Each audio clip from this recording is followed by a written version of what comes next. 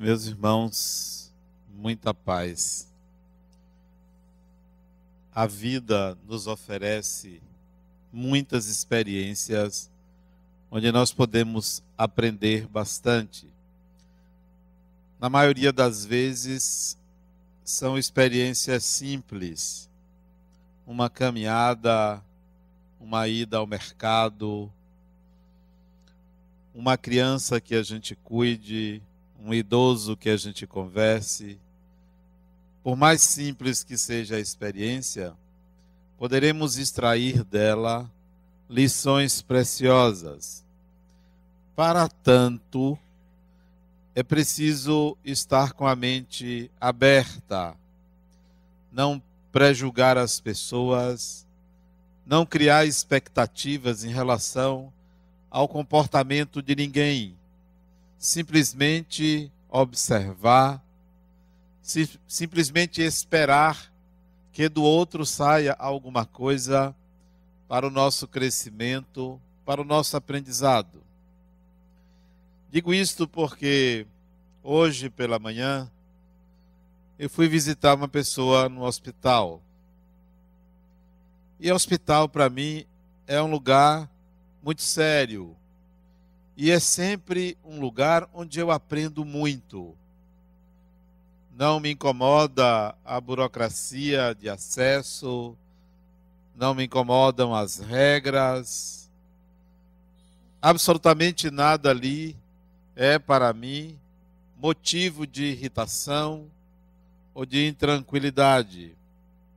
Vou para visitar uma pessoa, para levar um consolo, talvez, levar uma energia de cura.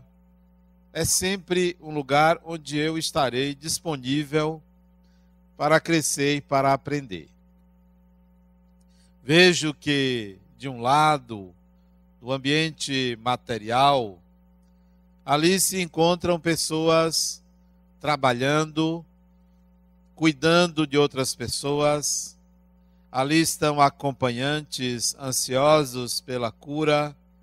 Ali estão doentes também ansiosos por saírem dali. Outros ali preferem estar inconscientemente porque recebem atenção, cuidados e o carinho daqueles que os visitam.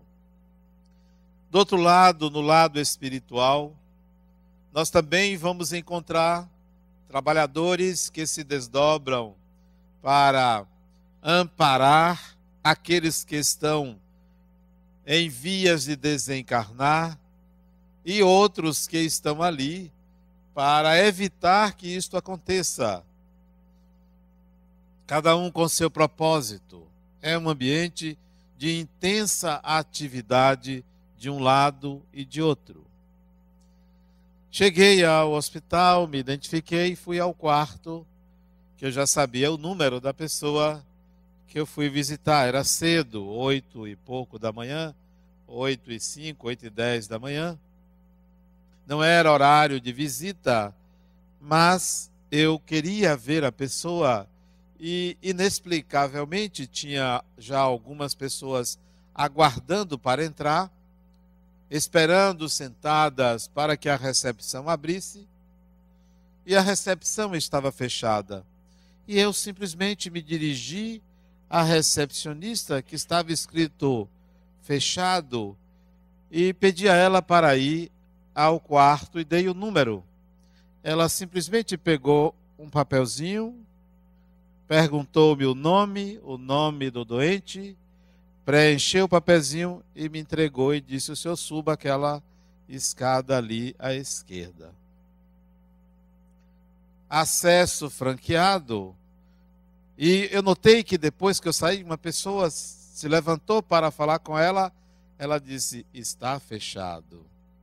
E eu segui para ver o doente. O quarto, era o último quarto da ala do primeiro andar, e eu notei que ali tinha uma multidão dentro do quarto, porque eu abri a porta, estava fechada, era cedo. A cuidadora tinha acabado de chegar, tinha trocado o turno, mas tinha muita gente dentro do quarto. Parecia o jogo do Brasil com o México. Muitos desencarnados ali. Uma multidão de espíritos que me trouxeram uma sensação muito desagradável ao adentrar aquele ambiente. Eram espíritos ligados a ele. Ele estava dormindo. Um homenzarrão forte. E eu me aproximei. A cuidadora olhou para mim, ela estava se arrumando porque ela estava chegando. E eu fiz silêncio para ela, pedi silêncio para não acordá-lo. E fiquei ali observando ele roncando. Aguardei alguns minutos e comecei a tentar falar com ele mentalmente. Sentia que a atmosfera espiritual não era agradável, como se todos olhassem para mim na tentativa de descobrir o que é que eu estava fazendo ali. Por que eu estava visitando aquele homem? Quais eram as minhas intenções? Eram figuras agressivas, mas todos à espera do meu movimento. Esperei um pouco e emiti um pensamento para ele. Perguntei-lhe, por que causar tanto sofrimento a si mesmo? E repeti a pergunta, por que você faz isso com você mesmo? Por que sofrer? Mas eu não ouvi a resposta. Ele estava dormindo, obviamente, mas eu esperava que a minha pergunta reverberasse naquele ambiente e ele captasse espiritualmente o que eu estava perguntando e refletisse sobre a insanidade dos seus atos, as atitudes inadequadas, inconsequentes, uma vida sem muitas vitórias, uma vida sofrida, mas nada ouvia vindo dele. E parecia que todos ali, desencarnados, ficavam na expectativa se haveria alguma repercussão da emissão do meu pensamento para ele. Aí eu ouvi um sussurro do lado esquerdo que dizia assim para mim, não, mesmo que ele estivesse acordado, mesmo que ele tivesse total lucidez, não faria qualquer reflexão ante a sua pergunta. Não registraria, ouviria, mas não consideraria, não faria qualquer reflexão. E eu então fiquei boquiaberto com o sussurro. Sim, mas fazer o que então? Fazer o quê? E a entidade amiga disse para mim, resta você orar e desenvolver por ele a compaixão. Só a compaixão vai alcançar o coração dele. Não são palavras, não são raciocínios, não são julgamentos, mas a compaixão sim, porque é um sentimento que sugere o desejo de que o outro se sinta bem, esteja bem, de que o outro alcance o que você já alcançou.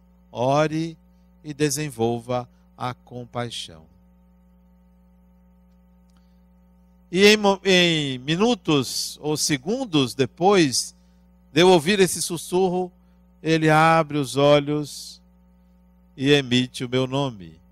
E aí começamos a conversar sobre o estado dele, sobre o que ele estava sentindo.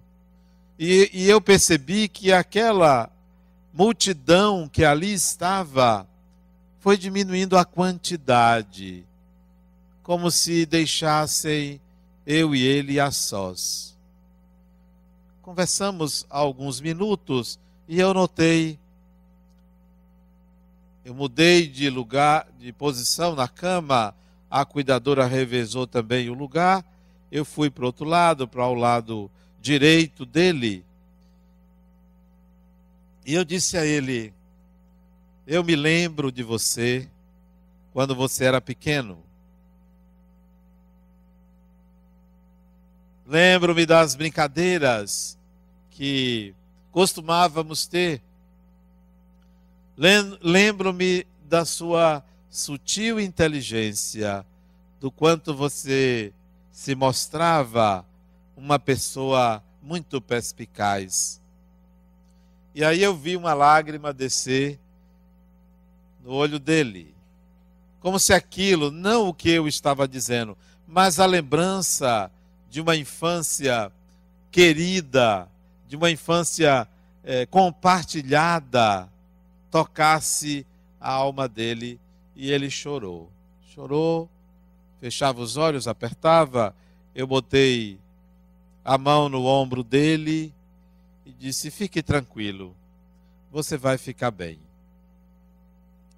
E depois eu fui embora, passei ali talvez uns 40 minutos e fui embora meditando sobre a importância do sentimento em lugar da razão. A linguagem a ser utilizada em determinados momentos, que por mais racional que sejamos, por mais lógicos que possamos ser, mesmo que a gente elabore um raciocínio perfeito, não atinge aquela pessoa naquele momento. Mas se você emite, não pela fala, mas diretamente pelo coração, se você emite uma vibração emocional de compaixão, de amor, de afeto para aquela pessoa, ela receberá. Ela registrará, e aquilo será muito mais importante do que qualquer palavra que você diga. Aquilo vai mexer não só com a pessoa, como com os espíritos que a acompanham, e vai ecoar adiante na vida daquela pessoa a vibração que você emite. E para mim foi uma lição hoje de manhã, novamente ouvir a palavra compaixão. Uma palavra que traduz um sentimento, porque nós aprendemos conceitos, significados de palavras, mas esquecemos de que elas nascem de emoções. Elas nascem de emoções. Se você pegar um animal, um passarinho, seja ele preso, seja ele solto, o som que ele emite vem de uma emoção. Não vem de um raciocínio, vem de uma emoção. Se ele está feliz, ele emite um canto. Se ele quer compartilhar um alimento, ele emite um canto. Se ele quer acasalar-se, ele emite um canto. A emissão do som vem de uma emoção.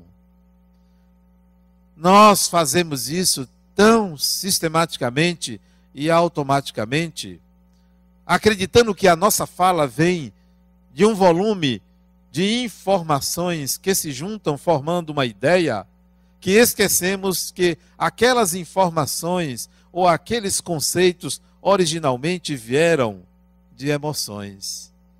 As emoções geram pensamentos. Não são pensamentos que geram emoções. Que tal começarmos a prestar atenção nas nossas emoções? O que é que eu estou sentindo neste ou naquele momento? Se eu vou visitar uma pessoa antecipadamente, o que é que eu sinto? O que é que eu quero nessa visita? O que é que eu gostaria? Que emoção eu gostaria de passar para aquela pessoa? Se eu vou visitar alguém, na casa de alguém, eu vou me perguntar: que emoção eu quero passar? O que é que eu quero que essas pessoas captem de mim? O que é que eu gostaria de passar? Mas nós vamos com ideias. Nós vamos com frases feitas que nem sempre são alcançadas. Quando a gente sai, a pessoa diz assim: pensa que me engana. Por que diz isso? Porque capta a emoção. O que está por detrás das palavras. Não adianta você enganar. Na convivência doméstica, com seus filhos, com seu companheiro, com sua companheira, com as pessoas que fazem parte da sua vida doméstica, elas aprendem de você muito mais pelo que você não diz do que pelo que você diz.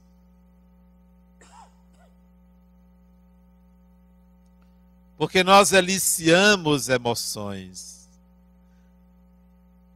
O nosso corpo fala, o nosso olhar dirige a emoção.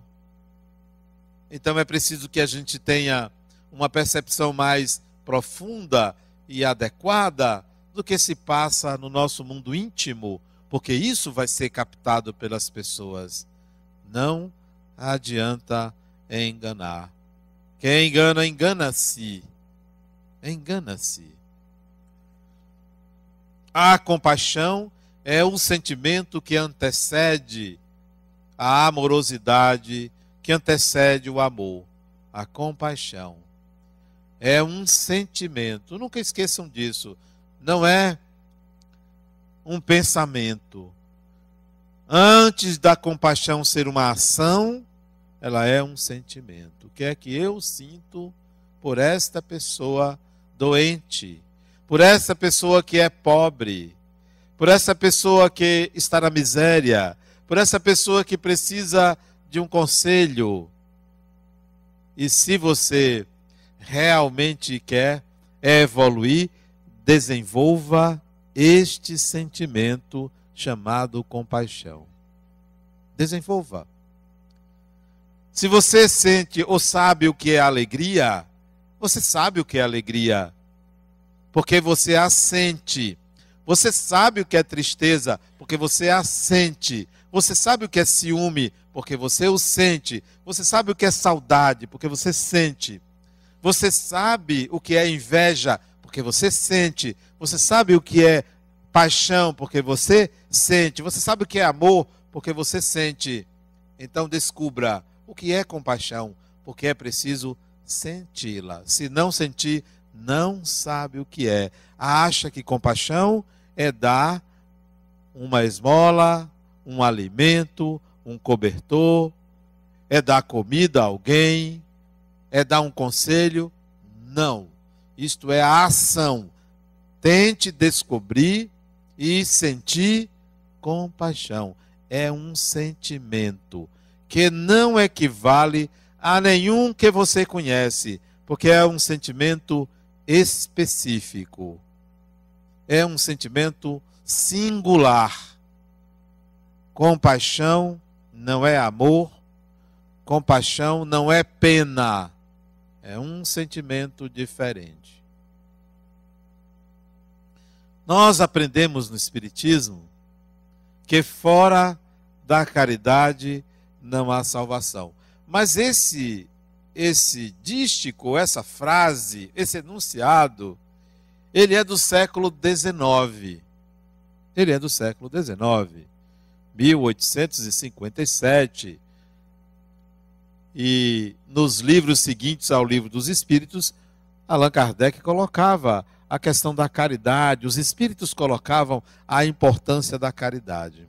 Mas é preciso a gente traduzir e contextualizar o que é fora da caridade, não há salvação. Enquanto eu estava na visita, eu observei a cuidadora e perguntei: você está aqui desde ontem? Ela disse: não, eu cheguei agora há pouco. Minha colega saiu, eu cheguei agora há pouco. Eu perguntei: você veio de onde? Ela disse: do Alto do Cabrito. Eu não sei nem onde é o Alto do Bode, quanto mais do Cabrito, né? Eu disse: eu vou arriscar. Onde fica? Para vir aqui, você tomou 2 ônibus, não foi? Ela disse: foi. Eu tomei um para a estação Pirajá e depois tomei um para aqui. Eu disse: ah, então, eu acho que eu sei onde você mora. Você mora perto do mar, não é? Ela disse: é perto do mar. Eu disse: eu estou vendo a imagem. De onde você mora? Você tem 2 filhas. Ela disse: como é que você sabe? Eu disse: eu não sei. Você que está me confirmando. Ele disse: você é precoce, né? Porque você tão jovem assim tem filhas adolescentes. Ele disse: minhas filhas, uma tem 14, outra tem 15. Eu disse: você não fez nem 30 anos. Ele disse: eu não fiz 30 anos, eu tenho 29 anos. Como é que o senhor sabe? Eu disse: eu não sei. Você que está me dizendo tudo. E ela começou a ficar preocupada.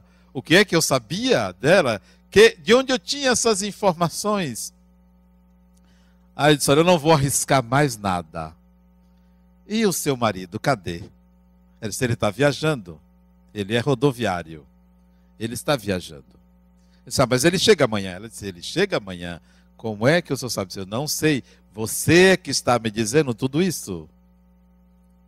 E ela ficou sentada porque ela ficou abismada, né? Com essas pequenas informações. Ela disse: olha, não se preocupe não.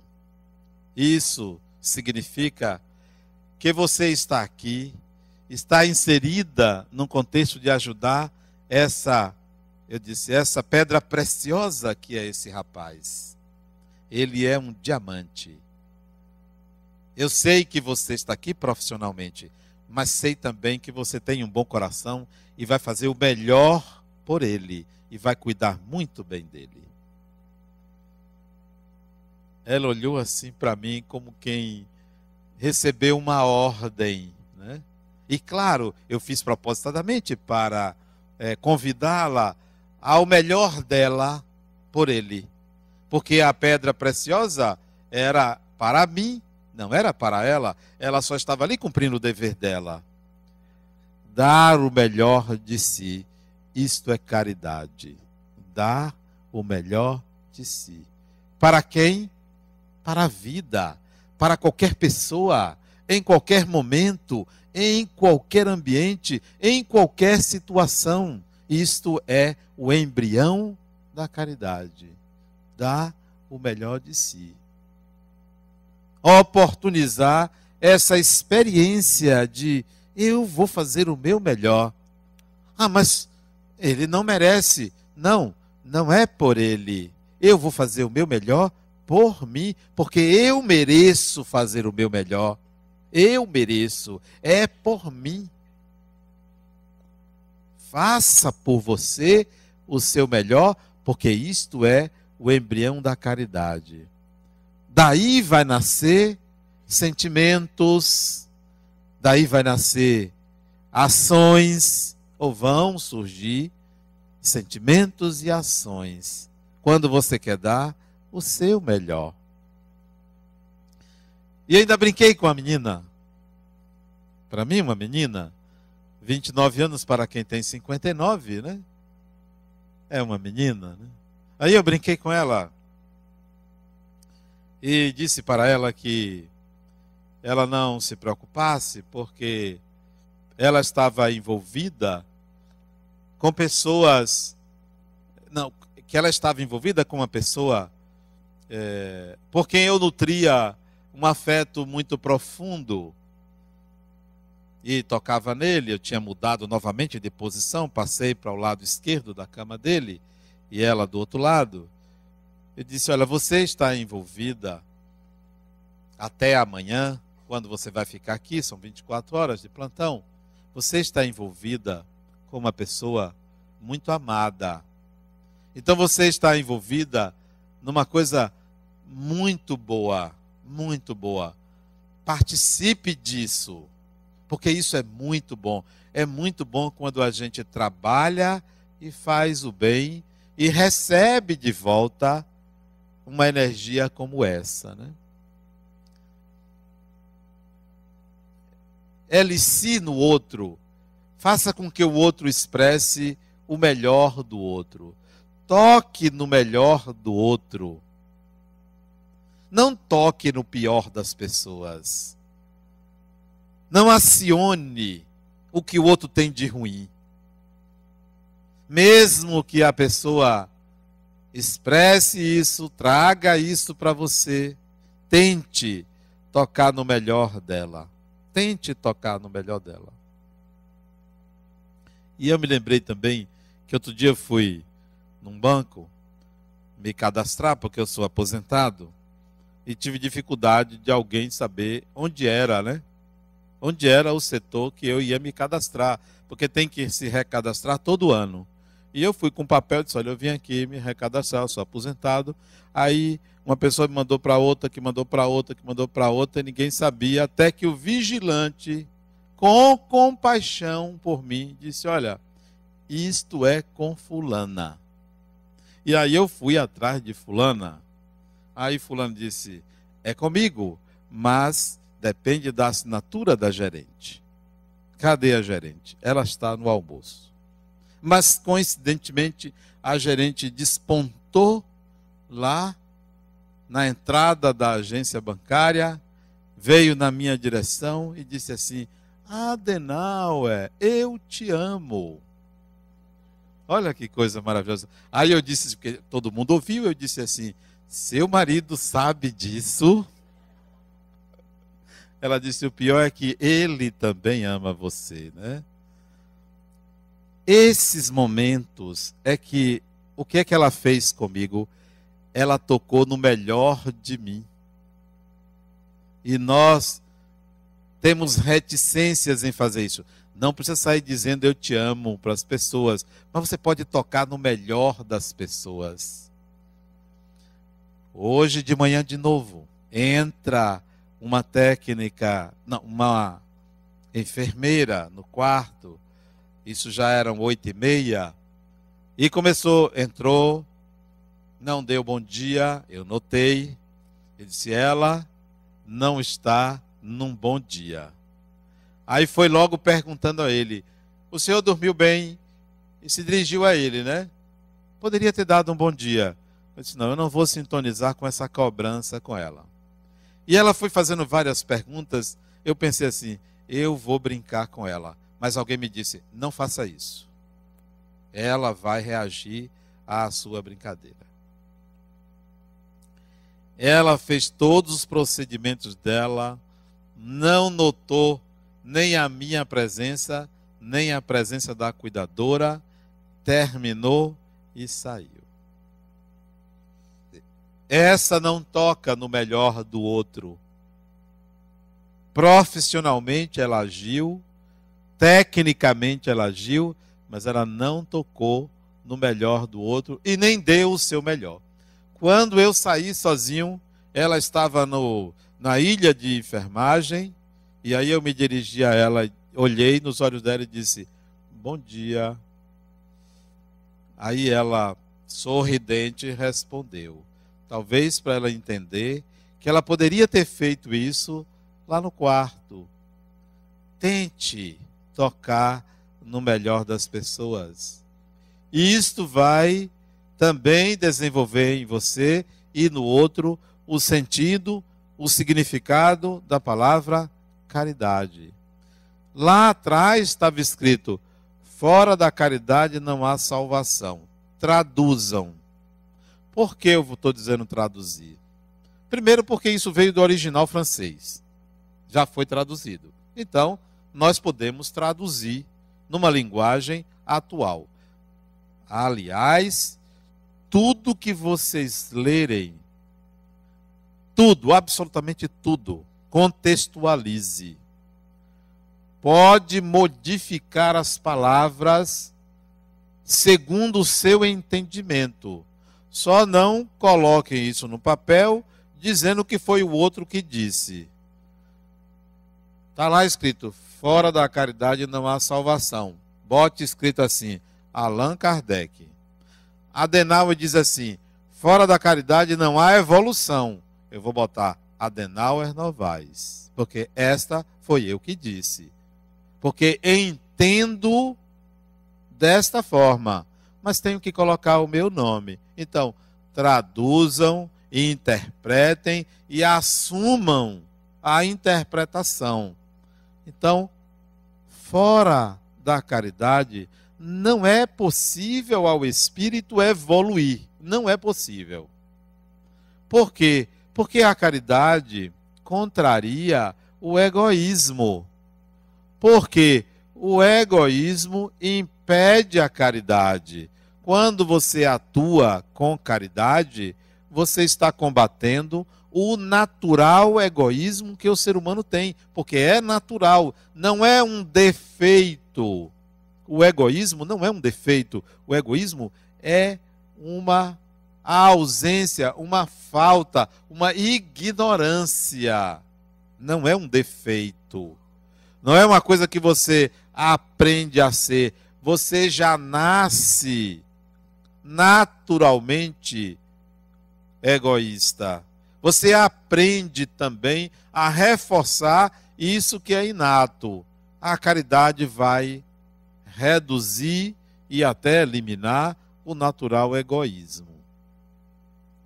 Caridade significa fazer o bem, desenvolvendo uma outra virtude.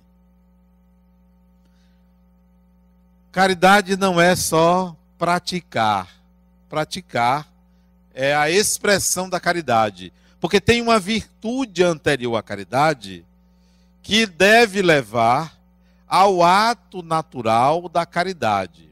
Enquanto você não tem essa virtude, você vai só praticar a caridade. Isto é, você vai fazer o bem, fazer o bem.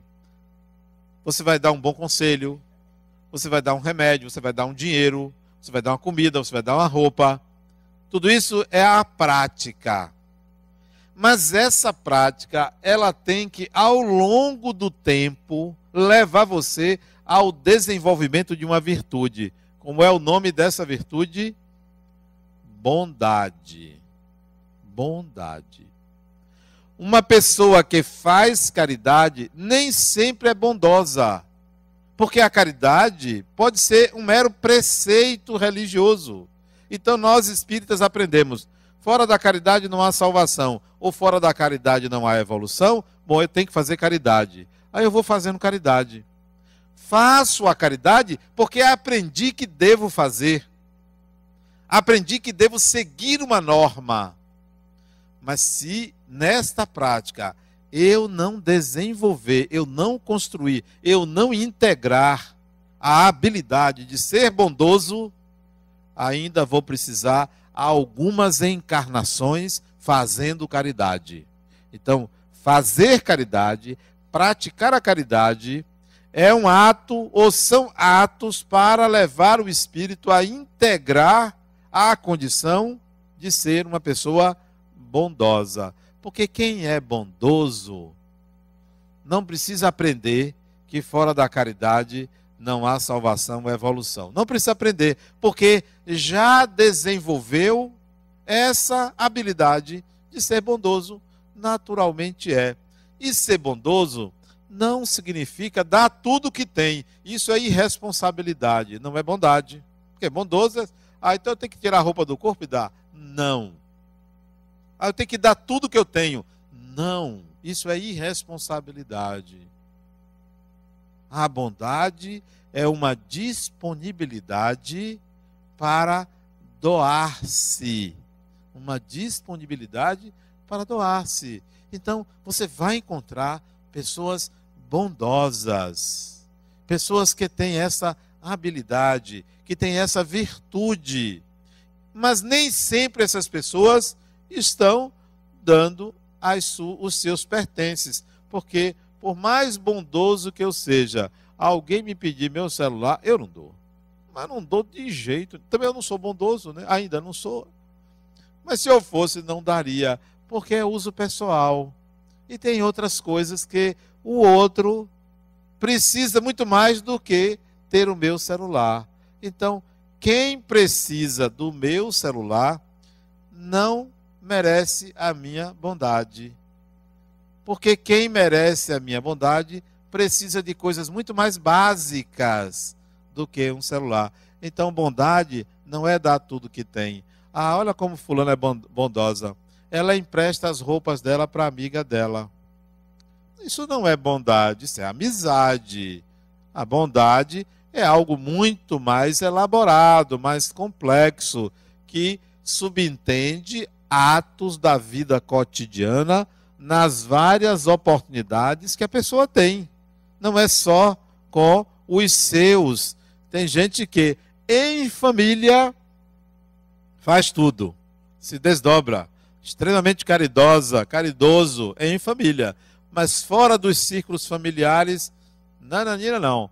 Não, primeiro os meus, Mateus, primeiro os teus. Isso não é bondade, isso é espírito de grupo. Isso é laços consanguíneos que faz isso. A bondade extrapola os limites da família, os limites da nacionalidade, né? Já pensou você torcendo para a Argentina? Então, uma pessoa bondosa torceria, né? Mas uma pessoa que não amplia os laços de bondade além da sua nacionalidade é uma bondade menor. A bondade, se integrada como virtude ao espírito, ela transcende todos os limites da época, da cultura, da nacionalidade, da etnia ou de qualquer outra segregação ou limites que o ser humano tenha encarnado ou desencarnado. Então, a caridade, ela serve, ela é útil, como tudo que o espírito aprende a fazer, para o desenvolvimento de alguma virtude. E essa virtude é a bondade. Tudo que o ser humano faz, se você pensar, por exemplo, na sexualidade, para que as pessoas fazem sexo? Primeira resposta você vai dar, está na Bíblia, é para se multiplicar, é para aumentar a espécie. Não, isso é consequência.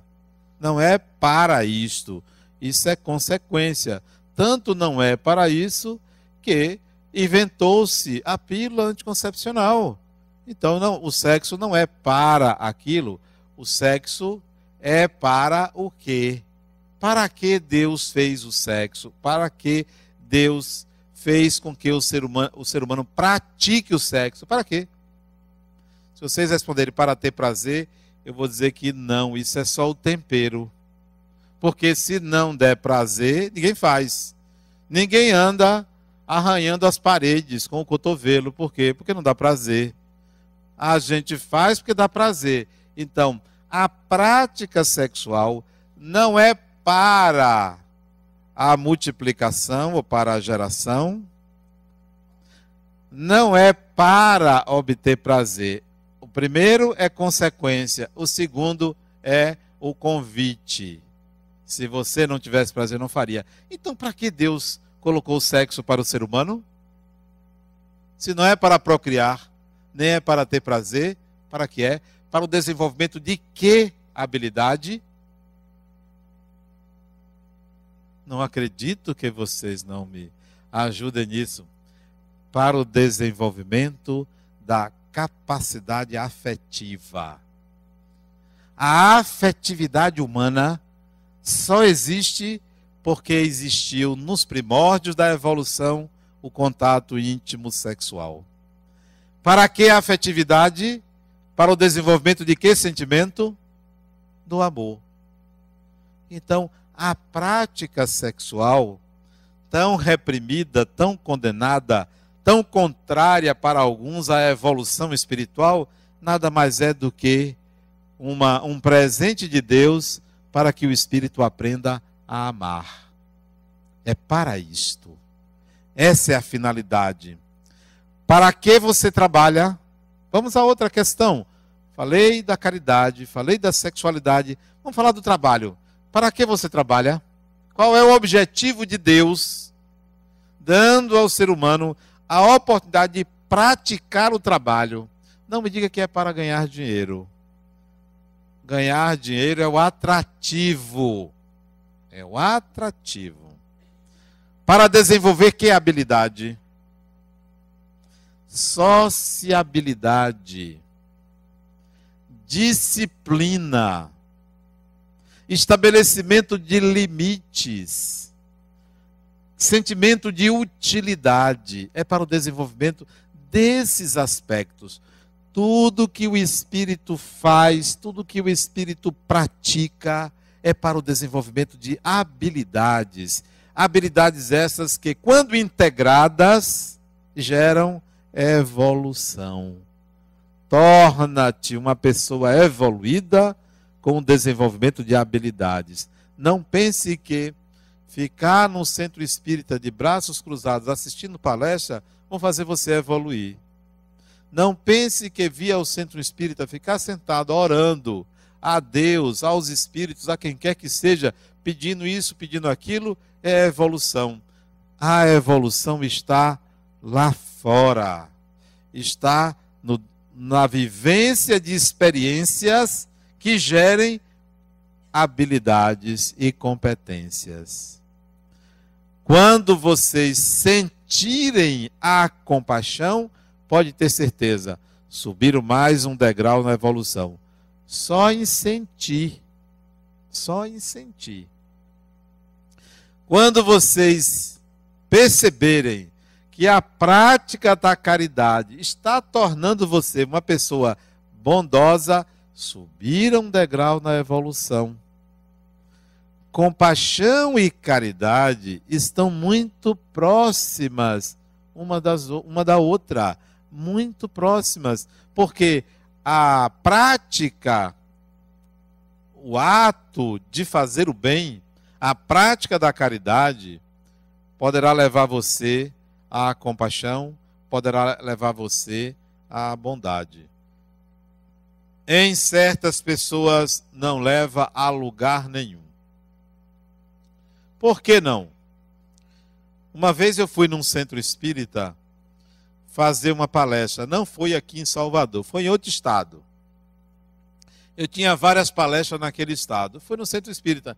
Cheguei mais cedo, ninguém me conhecia. Era outro estado, ninguém me conhecia. Não estavam me esperando à porta, porque eu cheguei muito cedo. E fui na recepção do centro fazer uma pergunta, obter uma informação.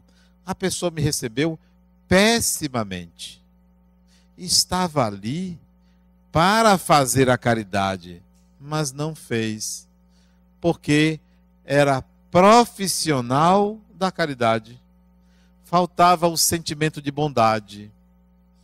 Já tinha ali o seu feudo, já fazia aquilo tão mecanicamente que já não tinha mais paciência com ninguém.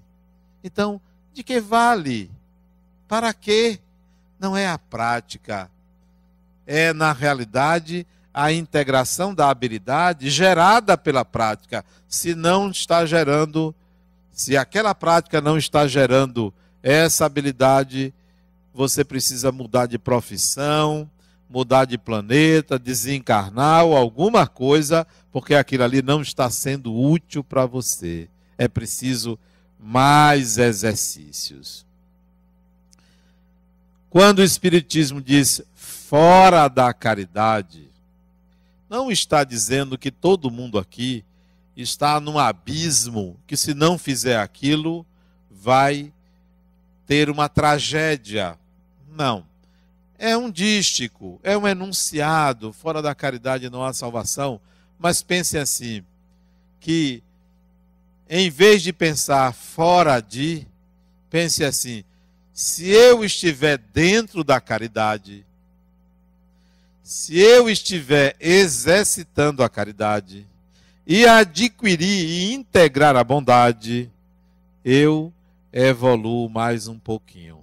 Não quer dizer que você vai chegar à perfeição, porque ainda temos aquela falsa ideia de que o santo, o evoluído, o iluminado é uma pessoa que fica fazendo caridade em tudo quanto é lugar. A evolução é muito mais do que ser uma pessoa bondosa. É muito mais do que isso. O grau de complexidade que está reservado ao espírito mais evoluído requer inúmeras experiências reencarnatórias, inúmeras. Requer o desenvolvimento de muitas habilidades, requer a integração de muitas virtudes. Não é só uma, não é só uma. É preciso muito mais experiências. E talvez as experiências que promovem maior evolução ao espírito sejam aquelas experiências que levem o espírito ao estabelecimento de melhores relações interpessoais. Uma pessoa evoluída é uma pessoa que tem excelentes relações interpessoais. Tem a habilidade para lidar com o que lhe contraria. Tem a habilidade para lidar com os inconsequentes. Tem a habilidade para lidar com a injustiça, com os injustos. Tem a habilidade para lidar com os que o agridem. Então essa pessoa está um pouquinho mais acima do que a grande maioria, porque nas suas relações interpessoais consegue ser uma pessoa afetiva. O desenvolvimento da compaixão vem com o exercício da caridade. Muita paz.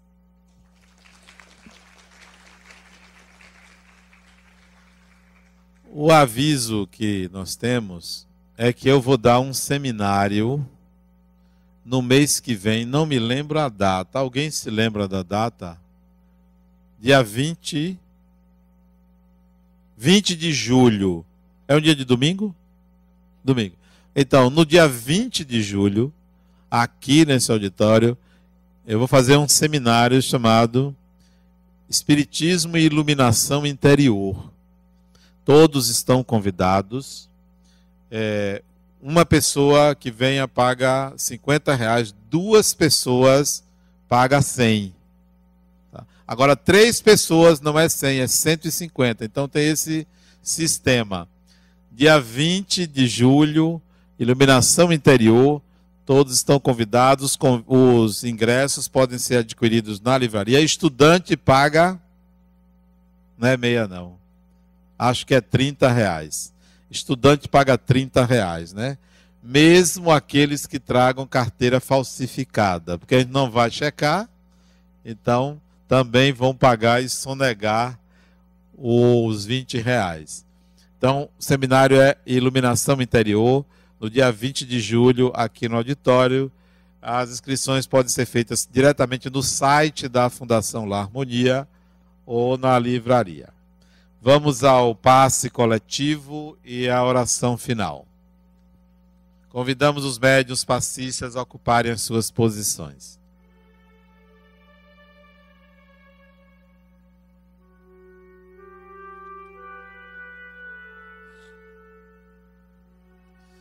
Elevemos os nossos pensamentos,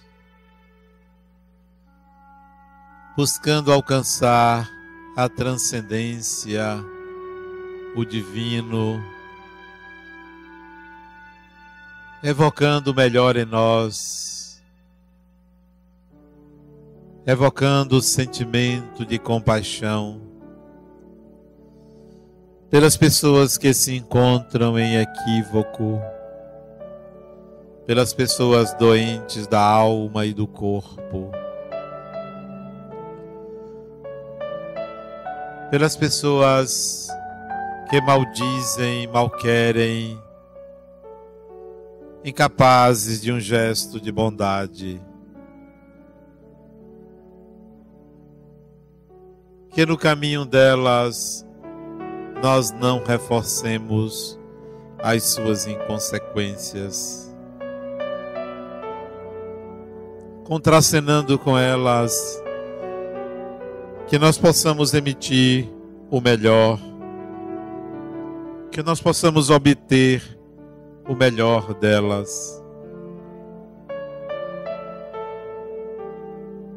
que estejamos disponíveis para que o amor de Deus, através de nós, alcance o coração daquela pessoa.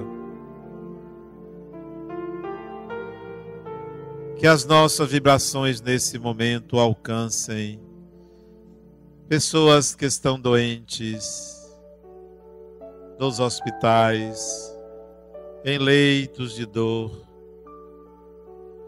Que recebam as nossas melhores vibrações.